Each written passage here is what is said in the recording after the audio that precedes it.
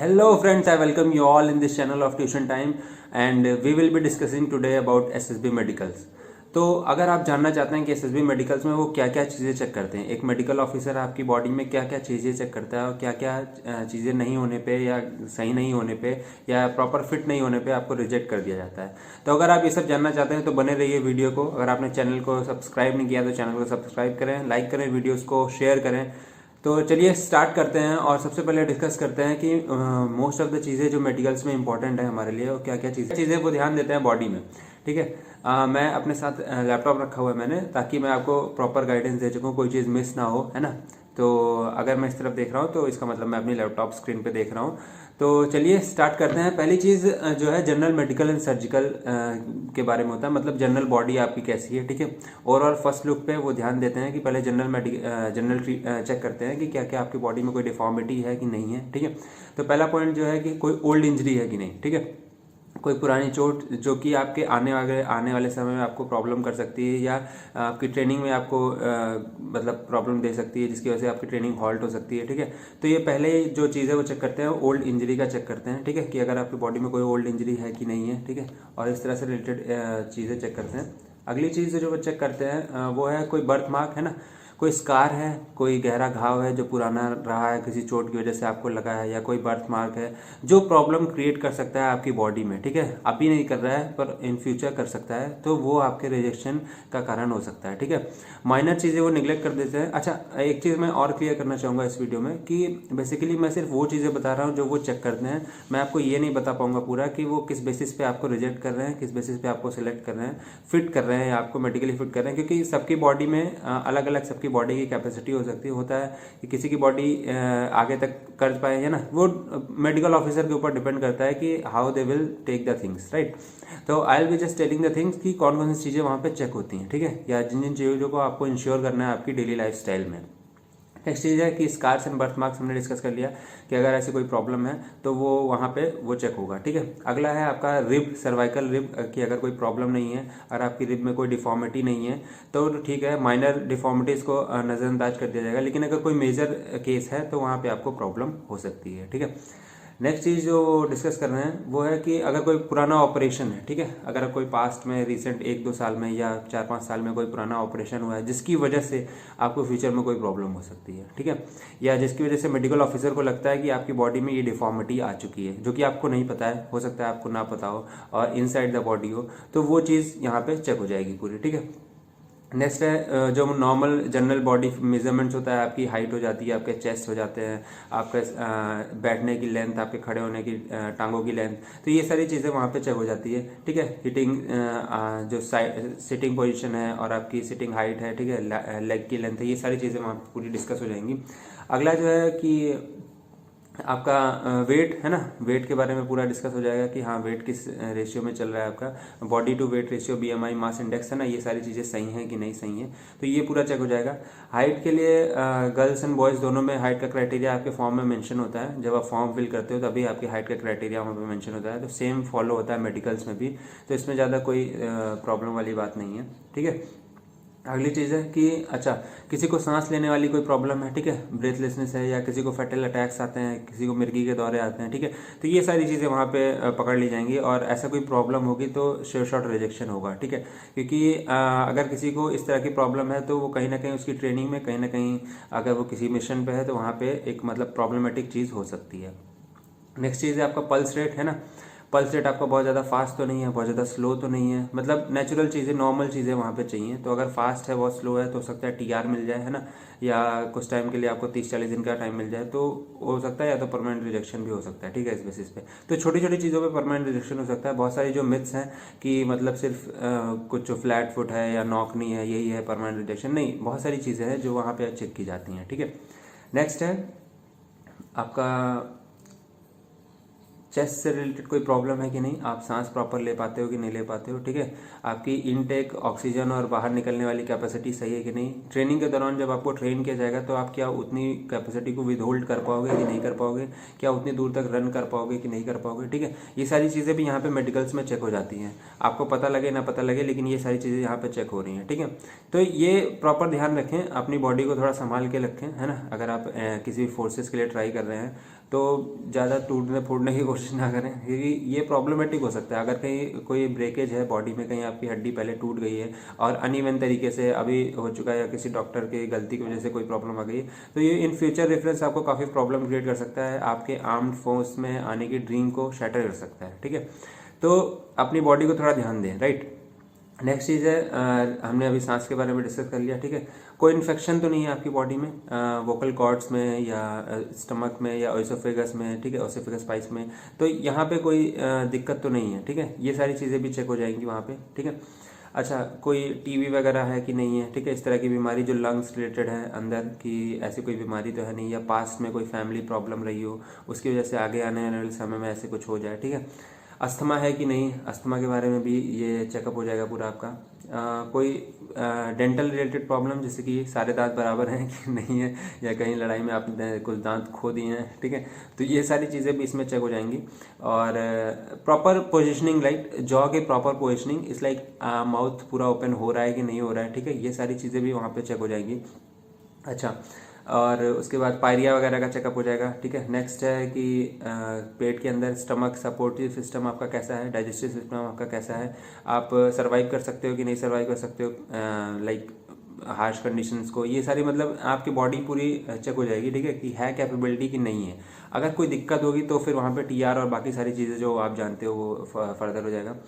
कोई disease liver से, kidney से रिलेटेड, ठीक है, किडनी या लीवर में कोई डिजीज़ तो नहीं है आपके, है ना, या प्रॉब्लमेटिक हो रही है, या अभी कोई प्रॉब्लम जनरेट हो रही है, जो बहुत ज़्यादा सुट्टे फूकते हैं वो भी थोड़ा ध्यान दें। ठीक है, तो ये सारी चीज़ें।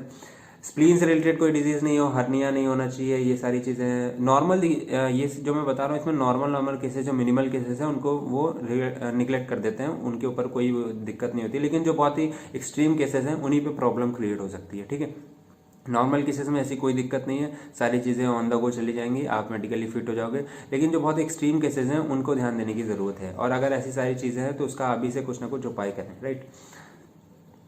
अच्छा, नेक्स्ट है कि आपकी यूरिन से रिलेटेड कोई प्रॉब्लम तो नहीं है, ठीक है, आपको शुगर वगैरह तो नहीं है। अगर शुगर है तो डेफिनेटली आपको रिजेक्शन मिल जाएगा। ठीक है, अगर आप डायबिटीज़ के पेशेंट हो तब भी आपको मिल जाएगा रिजेक्शन। ठीक है, कोई यूरिनल इन्फेक्शन है तो शायद टीआर मिल जाए, तब तक वो ठीक ना हो जाए। ठीक है, नेक्स्ट है कि आपको कोई क्रॉनिक डिजीज़ तो नहीं है। ठीक है, प्राइवेट पार्ट्स में कोई प्रॉब्लम तो नहीं है, टेस्टिस चेक हो जाएंगे। ठीक है, आपके इस पे ज़्यादा नहीं बताऊंगा मतलब basically there should be two, right, some of them have only one, तो वहाँ पे प्रॉब्लम हो सकती है, या सम ऑफ देम हैव 3, तो basically it should be 2 and it should be both the side should be equal, right. कहने का सेंस ये है, इसको समझो, सेंस को समझो।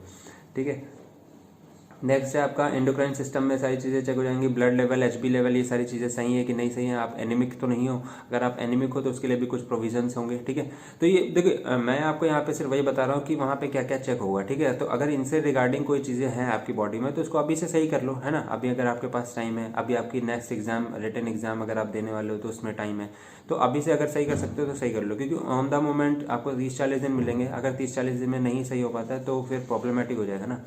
इतना सब कुछ करने के बाद, एसएसबी क्लियर करने के बाद मेडिकल्स में अटक जाओगे तो that will be more difficult, right.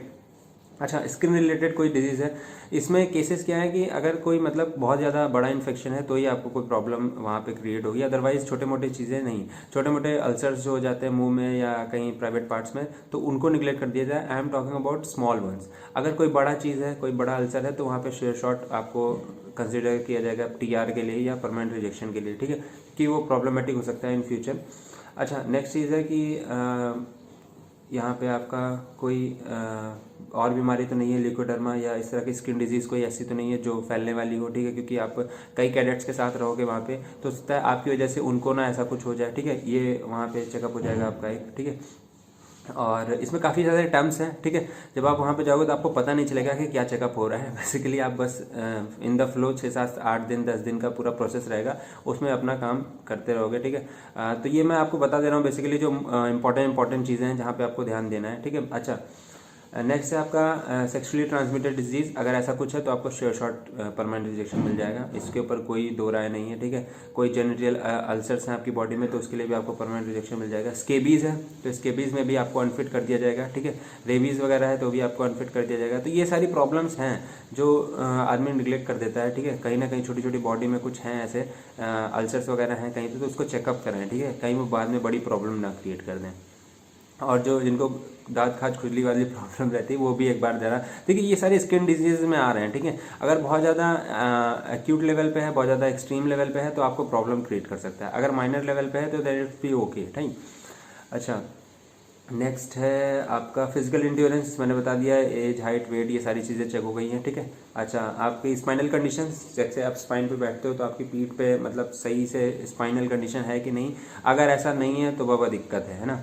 तो फिर तो आपको पीआर मिल जाएगा कि अगर स्पाइन की कंडीशन सही नहीं है, ठीक है। क्योंकि वहाँ पे आपको बहुत ही एक्सट्रीम कंडीशंस में ट्रेनिंग दी जाएगी, आपको बहुत ही टफ बनाया जाएगा, ठीक है। तो अगर आप इस तरह से आपकी बॉडी ही नहीं कैपेबल होगी सर्वाइव करने के लिए तो आप वहाँ पे फिर विदस्टैंड नहीं कर पाओगे, राइट। तो ये चीज़ है।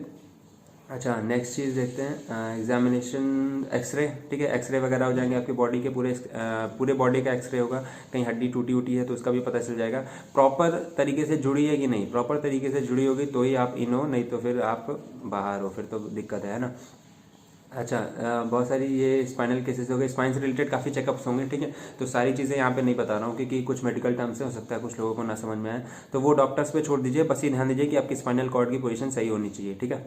अच्छा, नेक्स्ट थिंग है कि अच्छा, पैर और हाथ की उंगलियां सही होनी चाहिए, कटी फटी नहीं होनी चाहिए। हो सकता है कि एक उंगली गायब हो तो ऐसा नहीं चलेगा, ठीक है। प्रॉपर सारी उंगलियां होनी चाहिए पैर के सारे, मतलब 10 ऊपर हैं तो 10 नीचे भी होनी चाहिए, ऐसा उसमें कोई दिक्कत नहीं होनी चाहिए, ठीक है। और मतलब ये ध्यान दीजिएगा। और कलाइयाँ मुड़ी उड़ी नहीं होनी चाहिए। अगर कहीं टूटी फूटी एल्बो है, जैसे कि किसी का हाथ टूट जाता है कभी, तो वो सही प्रॉपर वे में जुड़ा होना चाहिए, ये चीज़ है। शोल्डर की पोजीशन सही होनी चाहिए और जो जॉइंट्स हैं आपके वो पूरा प्रॉपर होने चाहिए, मूवेबल होने चाहिए, क्योंकि कुछ कुछ लोगों के मूवेबल जॉइंट्स नहीं होते हैं तो वहाँ पर भी दिक्कत हो जाती है, ठीक है।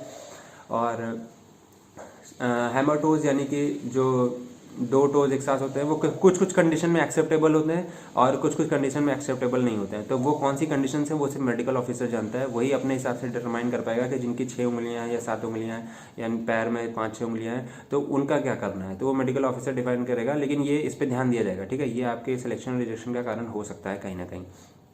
अच्छा, उसके बाद फिर फ्लैट फिट, बहुत ही कॉमन क्वेश्चन है कि भैया फ्लैट फिट पे क्या होता है, फ्लैट फिट में हमारा सिलेक्शन होगा नहीं होगा, क्या प्रॉब्लम होगी। फ्लैट फिट देखिए, क्लियर कर देता हूँ कि फ्लैट आर्क्स अगर हैं तो सिलेक्शन नहीं होगा, फ्लैट फिट है तो सिलेक्शन होगा। इसको थोड़ा समझने की कोशिश करो। देखो, अगर आप जैसे मान लीजिए ये आपका पैर है, ठीक है। तो अगर आप ऐसे करके खड़े हो पा रहे हो, अपनी टोज पे खड़े हो पा रहे हो और आर्क अंदर बन रहा है, ठीक है, देन आपका सिलेक्शन, आप मेडिकली फिट हो, ठीक है। लेकिन अगर ऐसे करने के बाद भी आपका फ्लैट रह जा रहा है अंदर की तरफ तो आपका मेडिकल अनफिट कर दिया जाएगा। आपको समझ पा रहे हो।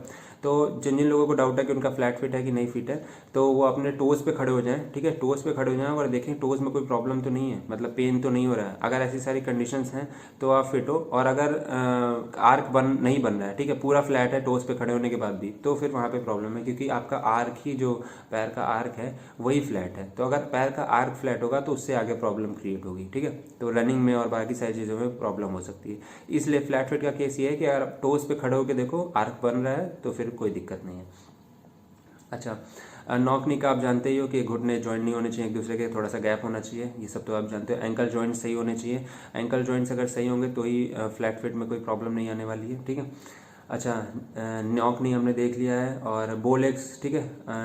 अगर यहाँ पे 10 सेंटीमीटर का डिस्टेंस है, अगर सही है 10 सेंटीमीटर है तो फिर उसको फिट कर दिया जाता है। अगर 10 सेंटीमीटर से ज़्यादा है दो पैरों के बीच में डिस्टेंस तो उसको अनफिट कर दिया जाता है, ठीक है।